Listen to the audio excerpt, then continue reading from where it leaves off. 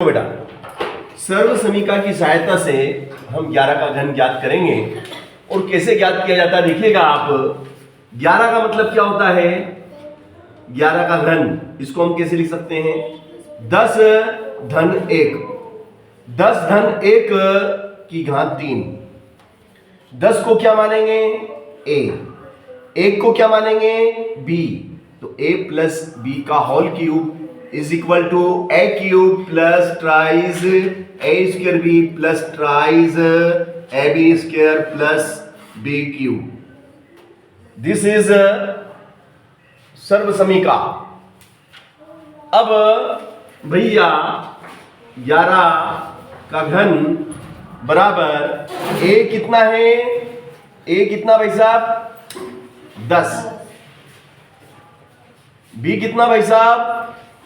1। a 10 धन a 10 की घात 2 और b 1 धन 3 a 10 b 1 की घात 2 धन 1 की घात 3।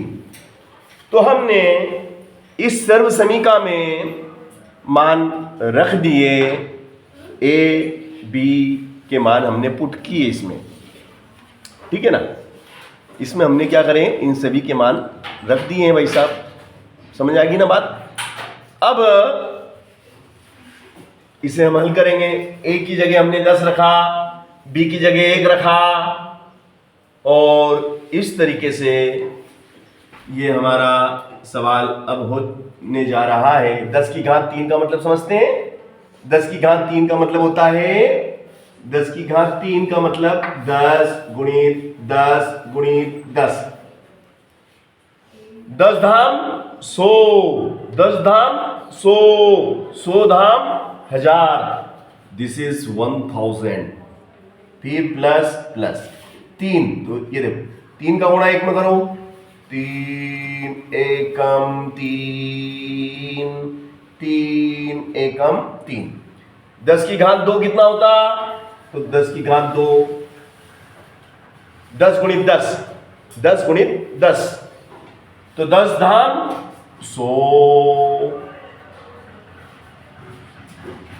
धन, फिर 10 तिया 30, 10 तिया 30, और 1 की घात 2 कितना होता? 1 की घात 2 1 गुणित 1 1 ही होता, 1 एकम 1, और 1 की घात 3 तो एक और 1 एकम 1 एकम 1 1 ही होता ना, 1 की घात 3 भी 1 एकम 1 एकम 1। इस प्रकार से अब हम क्या देखते हैं कि देखो ध्यान से, 11 की घात 3 बराबर ये कितना? 1000, और ये 100 तिया 300, 30 एकम 30 और 1। इन सबको जोड़ो, इन सबको जोड़ के देखो, ये 1000, फिर ये 300, फिर ये 30, फिर 1 1 3 3 1 1331। तो 11 का घन कितना होता है? 1331 होता है।